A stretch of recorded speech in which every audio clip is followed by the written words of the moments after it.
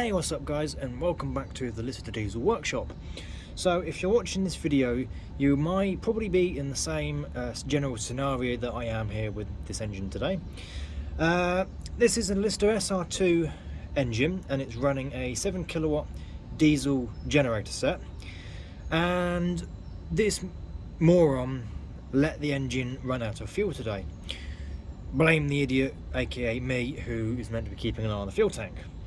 At the moment the engine and generator set is not permanently installed on the workboat, so it's loosely set up so it will work.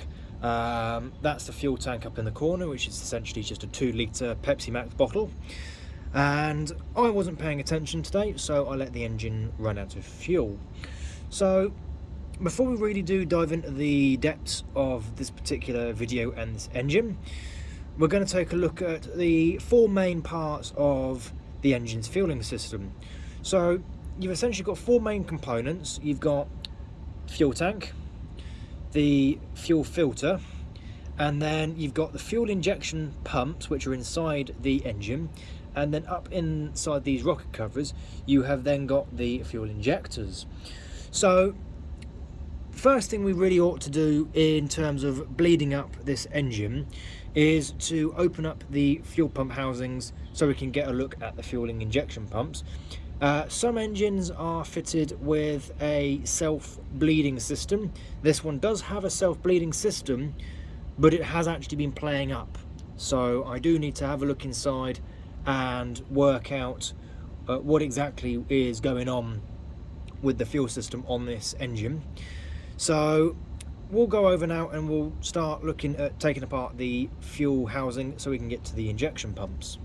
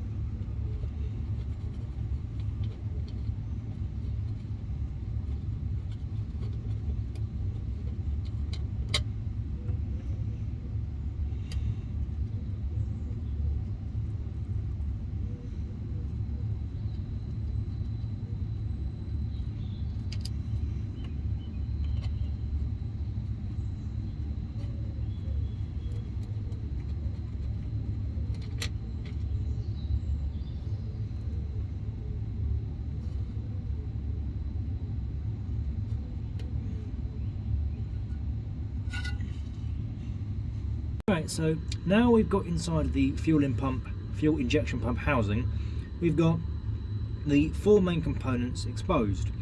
So you've got the 2 fuel injection pumps, number 1 and number 2.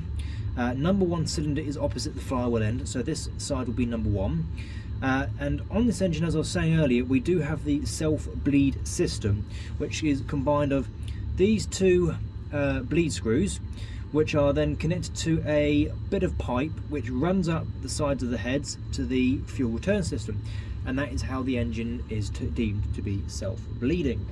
So also inside the fuel injection pump housing, and I will try and reposition the tripod in a second so you get a better view, is what we call the fuel rack. So this is the control system that allows the engine to rev up and down. So when the engine is in the shutdown position, the rack moves towards the back of the engine, so onto the right hand side, and when the engine is set in the start position, it'll go to the left hand side, like so. So that is now set to full throttle, and on these generator set engines the system is designed to pull the engine straight to full throttle to aid in starting, and the governor will then control the engine speed when the engine is up to the set revs on the system. So in terms of being down here, you've got 2 options when it comes to bleeding the system.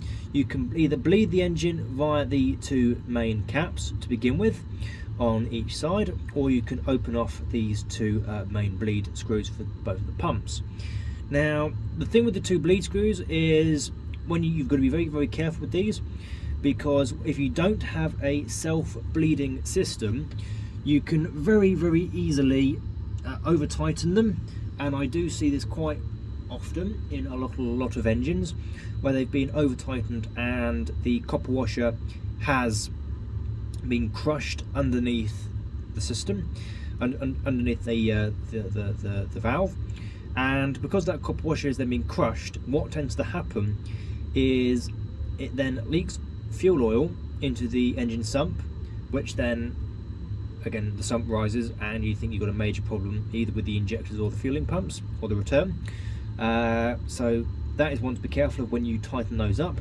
In this case they are pre-tightened and they shouldn't need checking, or they should not need adjusting.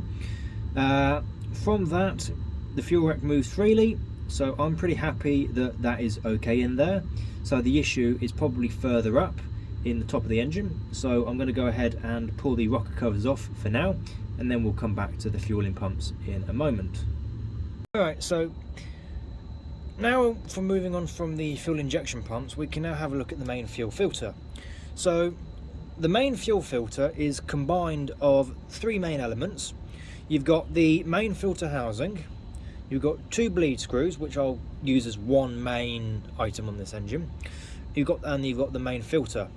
So I only replaced this filter about 30 hours ago, and you're supposed to replace these filters every 150 to 200 running hours, depending on your fuel quality and the conditions that the engine is working in. So in the case of my engine, very small tank and regularly runs out of fuel.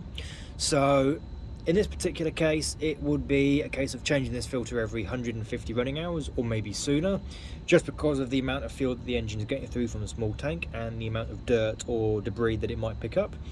So I'm not going to change the filter just yet, because it was only changed about 30 hours ago. So we're not going to change the filter out this time. However, we will have to open these bleed screws to bring some fuel down this pipe. So I'll have to suck fuel from here, from the tank, into this line, which will then bleed out through these 2 bleed screws. I'm not going to put any fuel in it just yet, but I will do that shortly. The other bleed screw we're going to look at on this particular engine is here, and this is where the banjo fitting meets the filter housing. On this pipe where the banjo fitting is, it's straight into the filter and is taken care of with this bleed screw. But on this side of the engine, where it's on a sloping upward, but there's no feed in to this area from either outside the element or from the filter, and because it's feeding in from this direction, we have to release the air out of this fitting, otherwise the engine won't run right. So I'm going to remove these bleed screws now, just to save for when we actually end up bleeding this engine. And what we'll do, we'll take all 3 of these bleed screws out, and it just makes it easier for when we have to bleed the engine through in a moment. So I'm just going to pull those out now, and then I'll put them somewhere safe, and I will forget where I'll put them. So I shall put those over here. Those are nice and safe, and we shall come back to this side of the engine when I'm ready to bleed it through.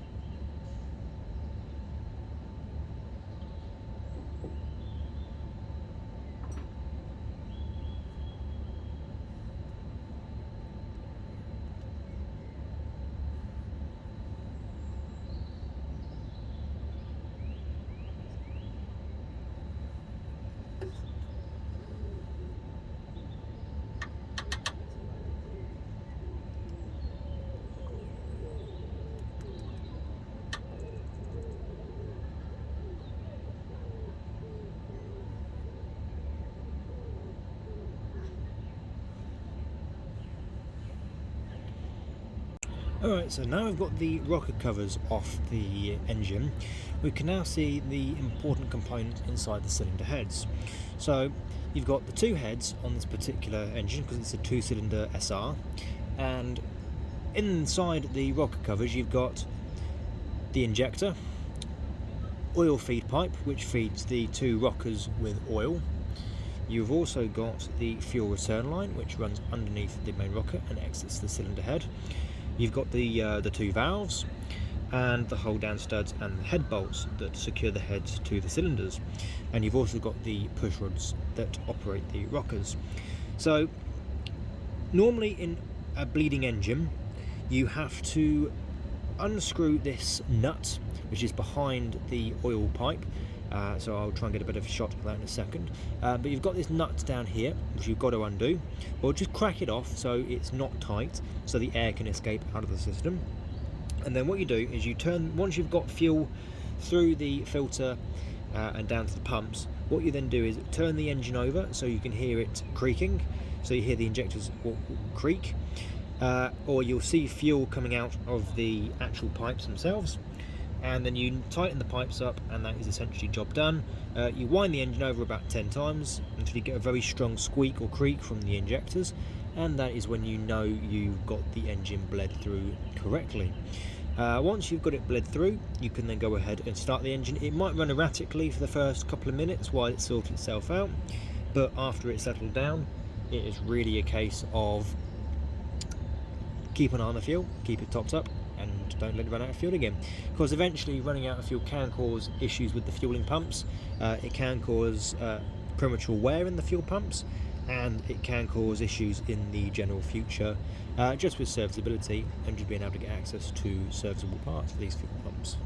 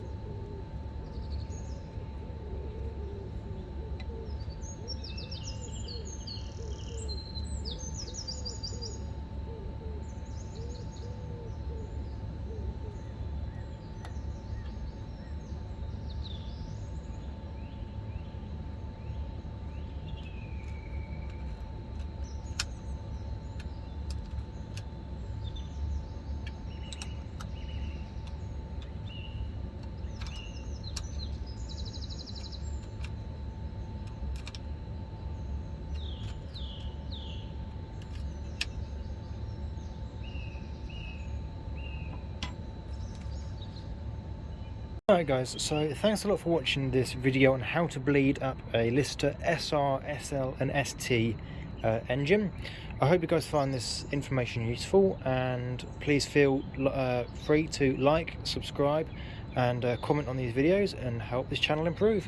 So thanks a lot guys for you guys watching. I hope you guys enjoyed it. I hope it was useful, so please go ahead.